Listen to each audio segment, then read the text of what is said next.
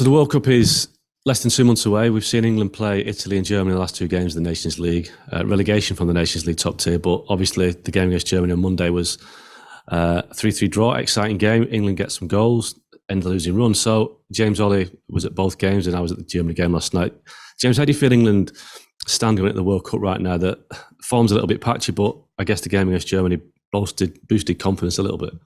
Yeah, there's more questions than answers, I think, at the moment. I think this international break became a bit of a referendum on Gareth Southgate more than anything else. I think when we come on to talk about our squads, that's probably why we're quite similar with most of the options, because I think the squad does pick itself to some extent. But the big question really is, can Gareth Southgate get the best out of them? You know, the expectations around this group are completely different from the Euros and from the World Cup in 2018. And, you know, what we saw really in Italy was a quite insipid performance. They weren't great going forward. The patterns of play weren't really easy identifiable either. And for a long period against Germany, it was better, but it was still quite underwhelming. And then suddenly at 2-0 down, when he's sort of staring down the barrel of a sixth straight game without a victory, and you know, even louder questions about his management, they suddenly spring into life. And while the sort of chaotic end to that game does raise further issues with the defensive composition of the team, they suddenly rediscovered what 3-4-3 can do for them, the sort of dynamism and the purpose that they showed at their best when they got to the finals of the Euros. And they needed that. They badly needed that, because there was a lot of negativity around the team and around the manager before that sort of 11-minute burst, 12-minute burst when they scored those 3 goals. I mean, the sense I get with England is that it's a World Cup. Southgate is in a kind of knowing situation. He either wins it and he leaves as a hero, which obviously is the big win. But if he gets to the final and loses, or gets to the semi-final, it's almost like he's become a nearly man, because he will have been perceived as not being able to take that final step, which is ridiculous considering that the way England performed in major tournaments before Southgate came along. You know, a semi-final, a major final for the first time since '66. But there isn't. I can't sense a mood of optimism ahead of the World Cup. But equally, there's still a sense of belief that this team should do well. So, where do you see England in the rankings of favourites? Are they a favourite, or should we take their recent run of form as an indicator of that their ability is going to be tested as soon as they play a decent team? Well, they've not. On the one hand, I think the reaction to Southgate the last couple of weeks has been quite marked how quickly it's turned. In that, I think there are now sort of sections of the fan base. We saw that when he got booed at full time at San Siro. We saw it a little bit in the Molineux game, although that I think in June that was a bit of a freakish set of circumstances, because it came at the end of a long season. It was a much changed lineup. Half the players, I think, you know, were eyeing up their holidays. It was obviously an atypical England crowd, because it was at Molineux rather than at Wembley. But, you know, there have been those issues around for a while. And the question really is, when did England last play well? And you probably say when they beat Hungary 4-0 straight after the Euros. And, you know, and you're getting on for a year ago since you'd say a real comprehensive, commanding 11v11 performance. They played all right against Ivory Coast, but they had a man sent off for, you know, played half the game with 10 men. So there have been issues around whether this team's actually kicked on since the Euros. Are they any better? Have they answered the two key questions about the team really, you know, from that tournament, which is firstly, have they developed a central midfield that can be a bit more dynamic in possession? You'd argue possibly with Jude Bellingham. I mean, he was the one positive really from the 2 games against Italy and Germany. And secondly, is Southgate prepared to be a little bit more adventurous to really take control and kill games off? Because that's really the only reason they lost that final. I know it was a penalty shootout, but they were 1-0 up. They had Italy on the back foot and they didn't go for the jugular, and they allowed Italy to get themselves back into the game. And you still have these doubts about whether they can really put together a cohesive winning 90 minutes against the best sides. And when you look at the draw, you'd think they get through the group fairly comfortably, you'd like to think, from an England point of view. But when they come up against a top side, they will be second favourites going into that game. And they'll be second favourites on more than one occasion if they've got to get to the final. And you don't fancy them winning those games time and time again at the moment. Yeah, we both know that momentum's a massive thing in a tournament. So I was in Austria last week watching Iran, England's first opponents. Now, Iran beat Uruguay 1-0, which, you know, on the face of it, big result against a good team, a good South American team that would be fancied to do well maybe to the quarterfinals of the World Cup. But the one thing about Iran is that they were limited in terms of ability going forward, but they're very tough, very durable. They will make life difficult for England. That is a sort of game that if England don't get off to a good start, momentum becomes negative momentum, and it becomes almost a damaging, draining aspect going into the USA game. So the importance of a good start, it can never be overstated, but on this occasion, it's really important, isn't it? Yeah, and we were talking about this at Wembley, weren't we? That it's very easy when you play that system to just slip into a 5 and sit on the edge of your own box and become quite safety first in terms of the way territorially and the way you use the ball. And what England will have to do in that first game is not play sort of 5-2-3. They're going to need to play 3-4-3. Those wingers the wing backs are going to need to push on. They're going to need to move the ball quickly, and they're going to have to play with confidence and a bit of expression. And that's why that little period against Germany in the second half was so important, because it just reminded them that they can do it. Against a good side, they can be threatening. They can overload in wide positions and really overwhelm Germany, which they did for that 10-minute period, and that's what they're going to need to reproduce on a regular basis. And I think it was significant actually that after the game, Southgate talked about how the players had decided to hold their own impromptu meeting after the Italy defeat away from the staff. They wanted to talk about it themselves. And in that meeting, they said, they were on board with the plan. They were still fully behind the manager. They were buying into what they were being told to do. And I think that's really important. And I think that will inform more than ever the squad that he picks for the finals, because I think he's going to be quite loyal to some of the more controversial characters, Harry Maguire being the most obvious one. Yeah, so we know that they've played the last game before the World Cup. No more chance to impress Gareth Southgate in a training camp. So the squad has to be picked on the basis of what's happened in the past. So we've both had to go at picking the squads. I've got to say it's not the hardest squad to pick, because there aren't many obvious kind of candidates that are on the fringes. So if we start off with the goalkeepers, then we've both picked the same 3 goalkeepers, Nick Pope, Jordan Pickford and Aaron Ramsdale. And I think beyond that, there's not really a great depth of talent, but I think we both agree that Jordan Pickford has to start. He's never let England down. No, he hasn't. I won't name him, but there's a very, very senior ex-goalkeeper who is affiliated to a Premier League club who described Jordan Pickford as somebody whose technique you would never coach in a million years. But when he comes to a tournament, he steps up and he kind of, he puffs his chest out and he inhabits the role. And that's, you can't fault him for that. The only caveat I'd add here is I'd probably have Ramsdale ahead of Pope, because I think Ramsdale's better in possession than Pope is. And if we're particularly in the group stage, if we're talking about England probably having the majority of the ball in those 3 matches and trying to play out from the back, I think he's better suited to it. But yeah, I think those 3 more or less pick themselves. I think you're right. Nick Pope, for all his ability as a shot stopper and a commanding presence, he's just not able to play with the ball at his feet. We've seen that on countless occasions now. He just can't distribute with the ball at his feet, and it's such a big thing in the game now. In terms of Pickford, I've seen him make mistakes for Everton, but never for England. And I think that is the one concern with Pickford, that at some point, when may he let you down? But I think with Pickford, it's a case of if. I think with Ramsdale, it's a case of when, because I think Ramsdale, for me, he needs to calm down. He's got the ability, but I just think he reminds you in some ways of Joe Hart, when Joe Hart was at his worst with England, a bit too excitable, a bit too concerned about the image he's portraying to his fans and maybe to the television cameras. I think Ramsdale has got an ability, but he just needs to strip it all back and maybe just focus on being a goalkeeper rather than a character. And I think the risk with Ramsdale is that he comes in and races out of his penalty area, does something silly 30 yards out from goal, whereas Pickford, he has a mistake, but he's not going to do that. So I think Pickford has to start. And if Pickford doesn't start or gets injured, England have a problem.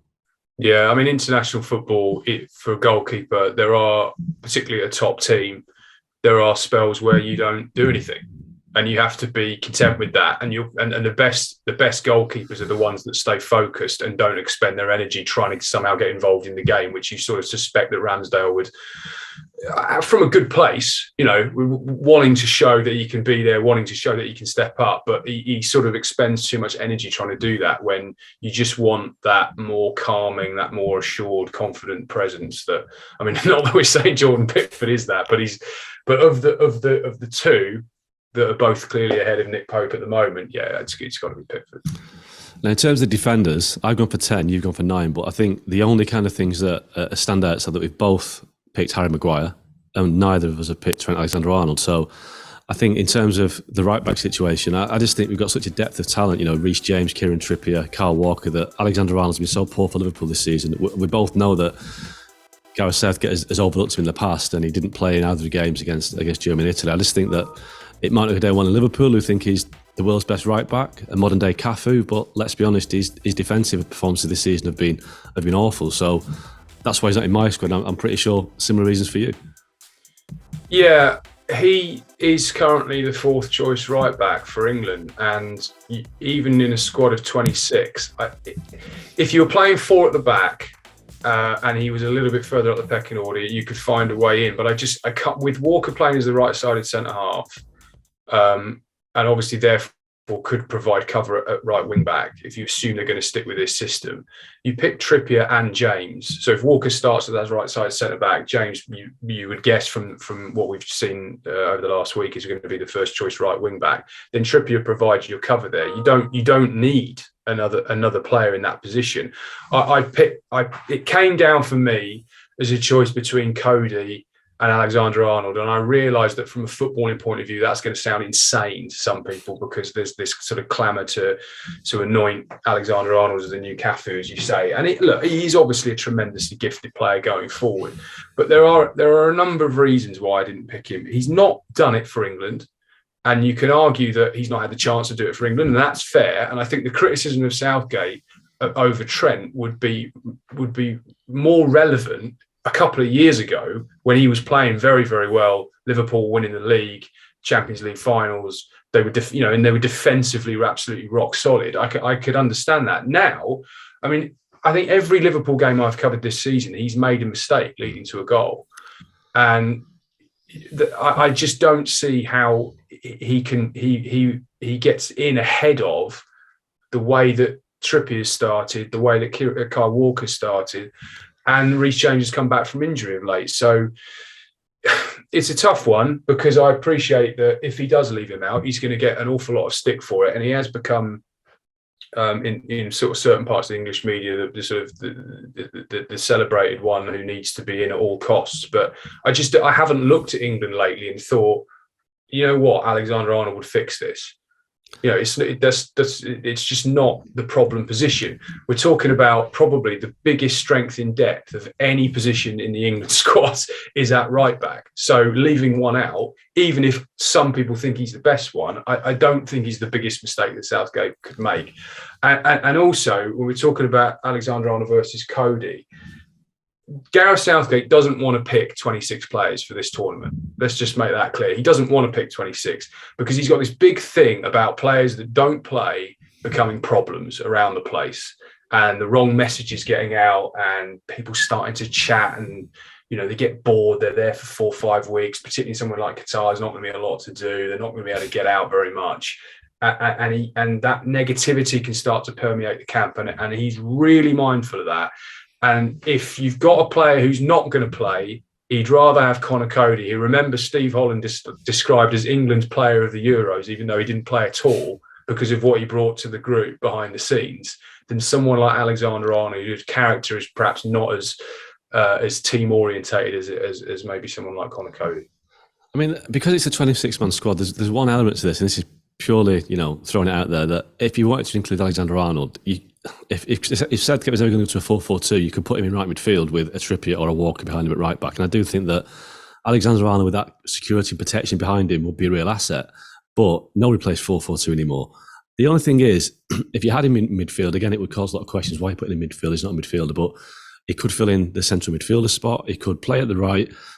But whether the World Cup is a time to experiment. But the extra 3 players that you can pick, it does open the opportunity to do that, whether you want to carry 4 right backs. But I do think that, because we'll discuss midfield shortly, but the midfield is lacking in options, and he would bring something to that. But again, you don't really take in square pegs in round holes. But I do think that at some point, Alexander-Arnold, because his defensive liabilities are there for all to see now, he may become a more advanced player. I mean, this is probably one for the older generation, but the Gary Neville, David Beckham axis on the right-hand side for England and Man United was fantastic.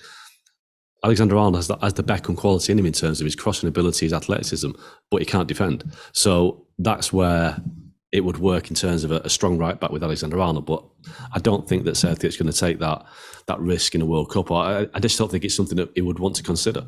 No, and England are not. England in central midfield has been the problem for England for as long as I've covered them. England do not keep the ball well enough in major tournaments. They don't have. If you go down the years and you think of someone like Pirlo at Euro 2012 or Luka Modric in 2018, even Frankie De Jong to some extent in the Nations League. I know it's only the Nations League, but that kind of midfield pivot that we just don't have someone who can control a game like that. And England have not had it for a very, very long time. And consequently, you can't afford to have one of your central midfielders being dragged out to do the defensive running of a player who's not switched on defensively. And if you watch Liverpool play, particularly when Henderson plays, Henderson is on Trent Alexander-Arnold all the time in Liverpool games. You see him on him and on him and on him, telling him to get into position, doing his running for him, covering that. Now, that's fine in games where you have 65, 70% of the ball and you dominate and it's just a case of trying to break a team down. But when you're England and you're not actually that good on the ball, you can't keep it that well. You're not going to dominate. I mean, what did they have last night against Germany? 40% of the ball, I think, at home. You know, you can't afford to carry someone like that who's not thinking about it going the other way. And I do think part of the issue with Alexander-Arnold is that there's a perception that England, maybe in certain parts of the media, maybe in certain parts of the fan base, are actually better than they think they're better than they actually are. And I think this is a weird scenario where the manager is a bit more reticent about talking them up than maybe certain sections of the media and certain sections of the fan base, because I think he knows, because he's been to, I think he was saying the other day, he's been to 12 tournaments in total, 7 now. This would be 7 as a player or as a coach. He knows the habitual cyclical problems that England have of keeping the ball in the tournament. Look at the final, look at the Euro final. They didn't keep the ball well in the second half. They started giving it away. They allowed Italy to create that momentum and get back into the game. And that, I think, is one of the absolute cornerstones of his decision making, that, you know, he knows that England have to address this area. And it's one of the reasons why I picked an extra out central midfielder in Ward-Prowse in my team, just as cover, because if you've got Jude Bellingham and Declan Rice that are the two that are going to start, and I think all things being equal, that will be the case. If Calvin Phillips is fit, he's going to be a little bit short. If he doesn't require surgery, he won't have played that much. Then you've got Jordan Henderson, and you've not really got much else, because people will list Mason Mount as a midfielder, but he's not a central midfielder in that system. So I've just taken James Ward-Prowse as a bit of cover, plus someone who could come on and take some free kicks, set pieces, dead ball situations if you're chasing the game. So we've addressed Alexander-Arnold, the big contentious absentee. Now, I suppose the big contentious selection is Harry Maguire. I mean, yeah, again, against Germany, really bad performance. I think his confidence is shredded right now. I don't think he's going to be playing very often for Man United, but I'm taking him because, one, there aren't many other alternative options, and secondly, we know that Southgate has loads of players that have done well for him in the past, so I think Maguire gets in. I think the big question is whether he starts, and I don't know, you probably know better than me in this, in terms of what would he do, because I don't see what the alternative options are. I don't think Conor Cody is experienced enough at international level, but I think he's a great character to have around. But it may be the case that between now and the Iran game, 6, 7, 8 weeks, Harry Maguire might play 3, 4 games. If Varane and Martinez stay fit at United, he's not going to play very often. So he needs to play. He needs games to get his rhythm, and I don't think he's going to get that. So England have a massive problem with Harry Maguire. Yeah, they do. I agree with pretty much everything you said there. I think that is why the treatment of Fikayo Tomori in the last couple of games has really surprised me, because, you know, Southgate went out to watch the Milan derby at the beginning of September. So it's not a case of sort of out of sight, out of mind. He has seen him live. I think they kept a clean sheet that day. You know, he's been playing well. People who've seen him far regularly than I have say he's been playing very well for a long, sustained period of time. He would be the one for me who should have been given a bit more of a chance in the last sort of couple of international breaks, actually. And I could see him coming in alongside Stones and Walker as the 3. He's got this big thing about Walker's recovery pace as the right-sided centre half. So I think he's absolutely fixed in that position.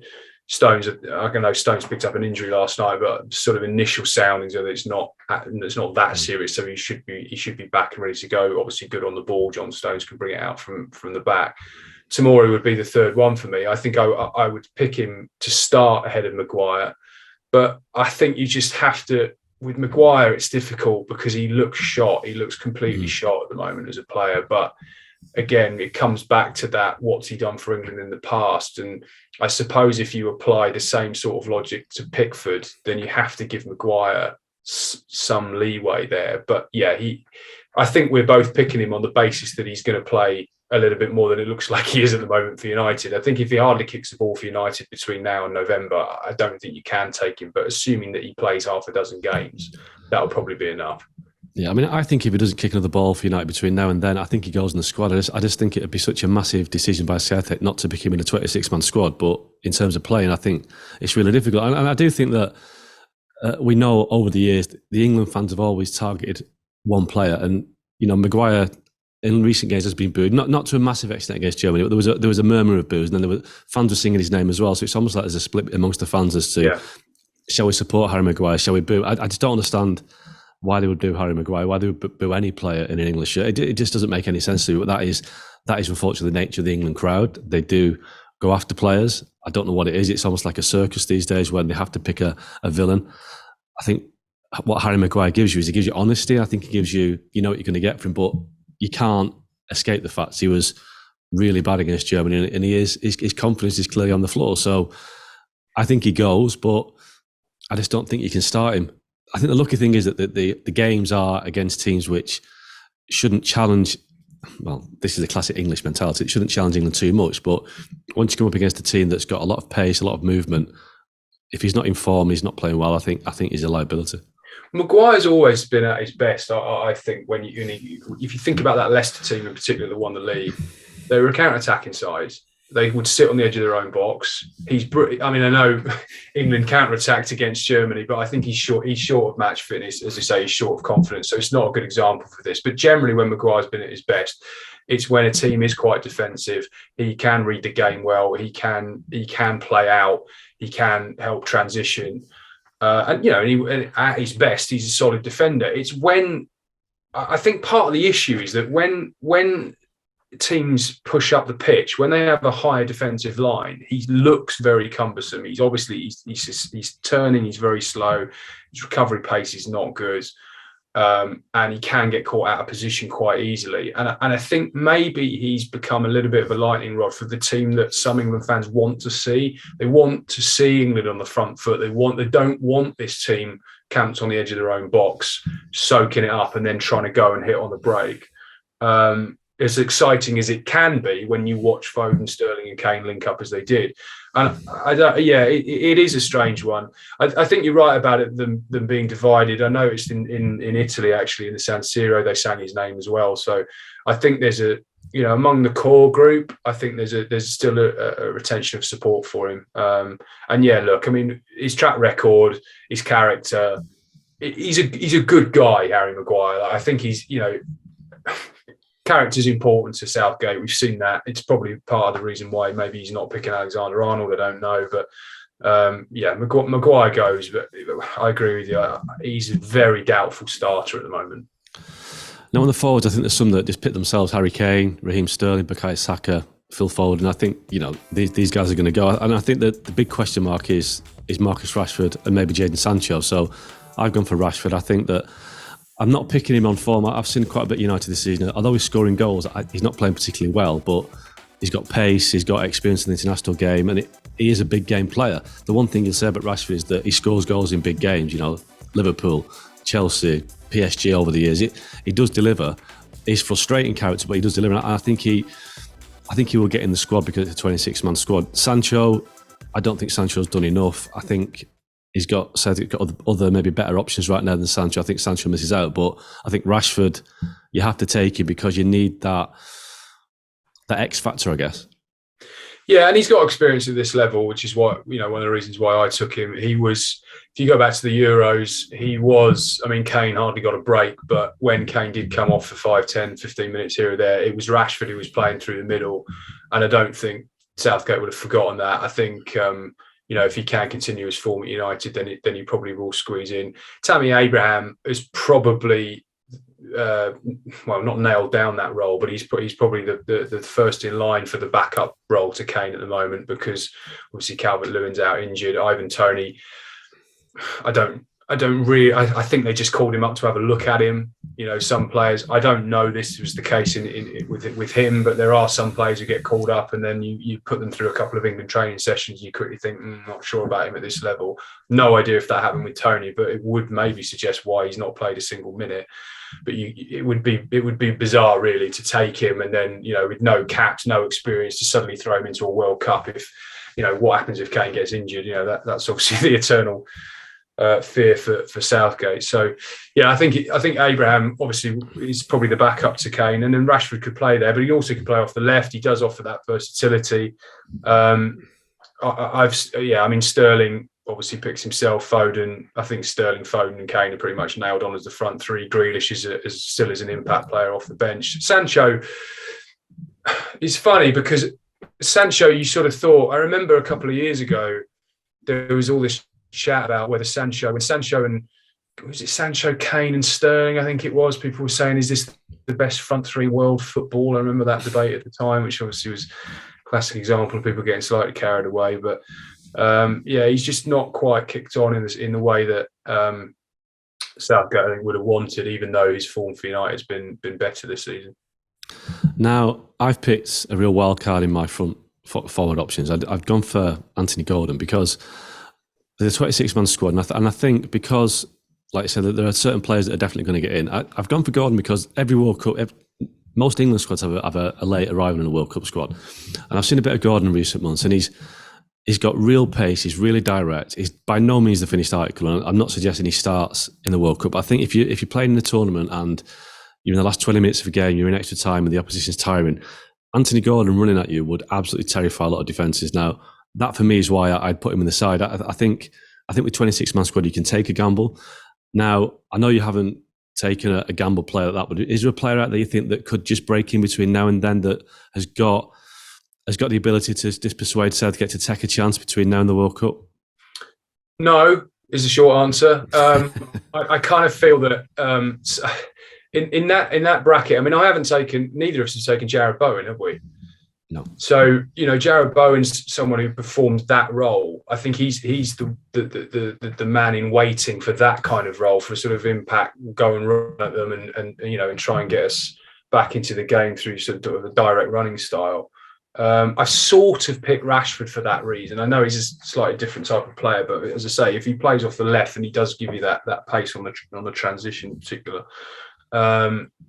No, I think in terms of breaking in, it's probably Sancho. Has he done it before, Southgate? I don't think he's really picked a wild card before. He's not that kind of manager. He's very, this is the whole debate about him, isn't it? That maybe he is too cautious, he's too conservative, perhaps predictable to some extent in terms of what he's going to, the names he's going to rely on. So you're right. It's been the case in the past where, England have taken sort of some almost wild card mystery players to the tournament, and they've had a varying degrees of impact. But I can't really see it this time, even with the 26. It felt to some extent that this recent get together was as much about bonding with, getting the group together, because obviously they're not going to have the usual tournament build up, are they? There aren't the 4 or 5 weeks of preparation. There aren't going to be the warm up games. It's going to be get everyone together, on St George's Park, fly,